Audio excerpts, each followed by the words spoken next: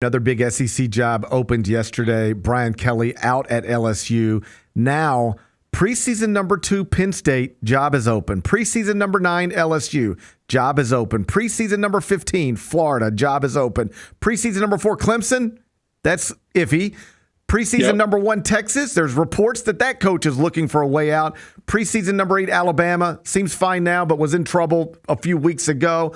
What do you make of where we're at with college football coaching, men getting, in Brian Kelly's case, perhaps $50 million buyout, and universities pulling triggers on these people very quickly? Just it's an unusual time to be a college coach and perhaps a never better time to be a on-the-rise, pretty good coach.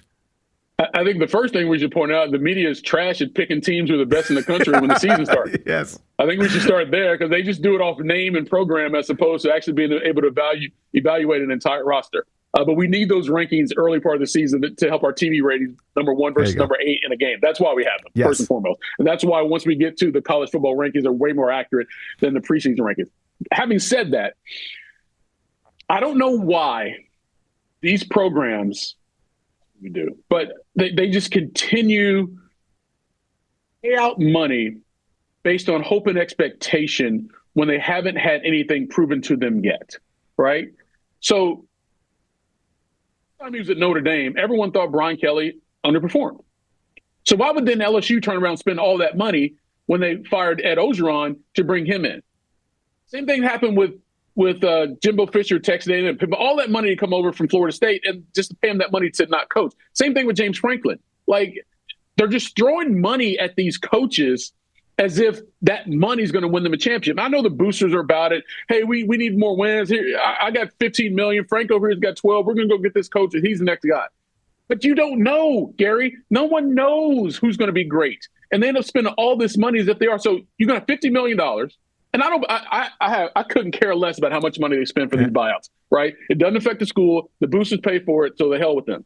But all that money, now you're going to go out and pay another guy, probably come in making as much, if not more, than what you were paying Brian Kelly. And I bet this guy's never won a championship. Yeah.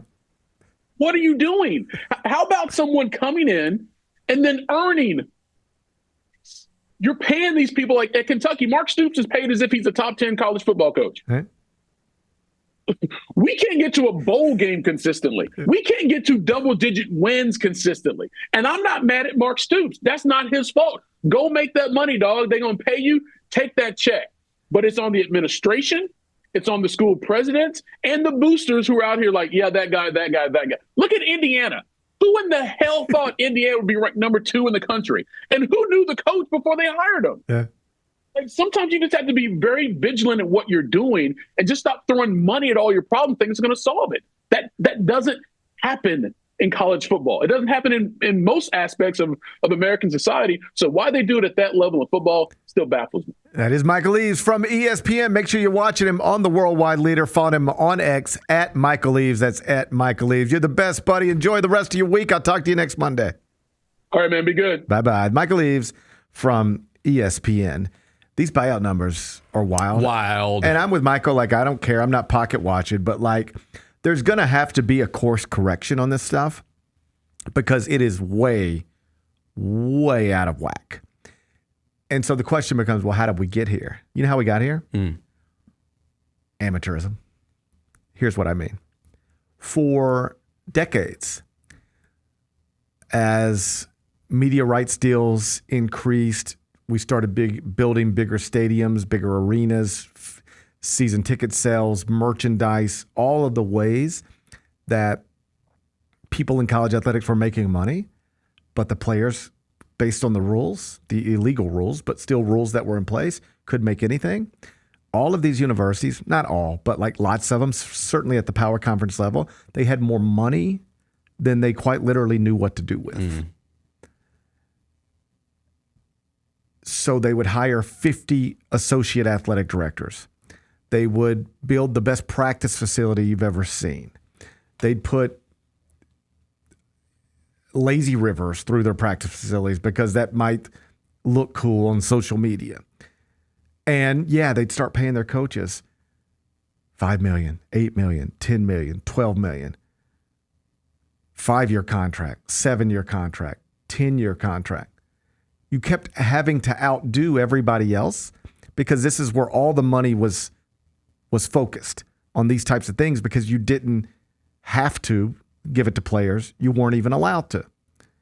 So you get agents like Jimmy Sexton and other people working in that industry, and they're just playing each one against the other. It's like, okay, you want this coach. Well, he's making $7 million a year right now, and he's got a 5-year contract.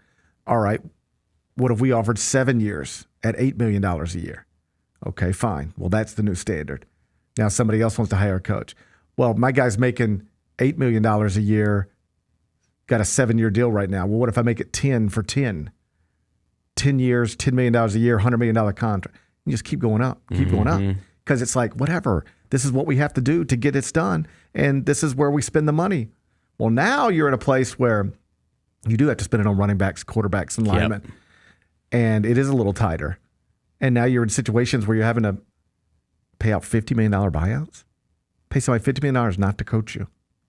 Like there's going to have to be a course correction on this. For sure. Because, I mean, LSU's going to complain when they suck and they don't have as good of a roster as Texas A&M. What all feeds into they're paying itself. Him $50 million. You pay somebody all this money, and then you say, but you're not winning enough, so we got to get rid of you because we need somebody else who can do it. But, like, you thought this guy could do it.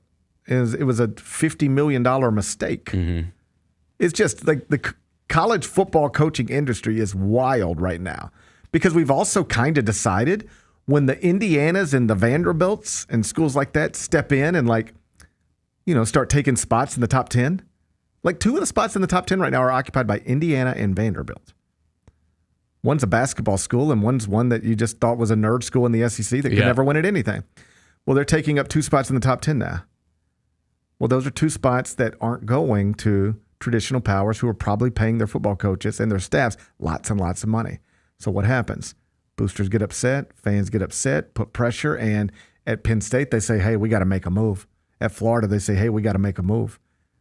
At LSU they say, hey, we got to make a move. So it's just all feeds into each other. You can't be making that much money and not going to the playoff.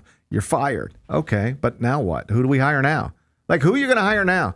It sounds like everybody wants Lane Kiffin. Well, only one school can hire him, and none might. He might just stay at Ole Miss. So if you're LSU, what do you do? Like, who are you going to be able to hire that was more accomplished than Brian Kelly? And at Penn State, who are you going to be able to hire who is more accomplished than James Franklin?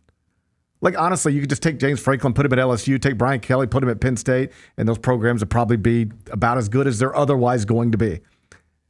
We're just rearranging people's job titles at an incredible expense rate.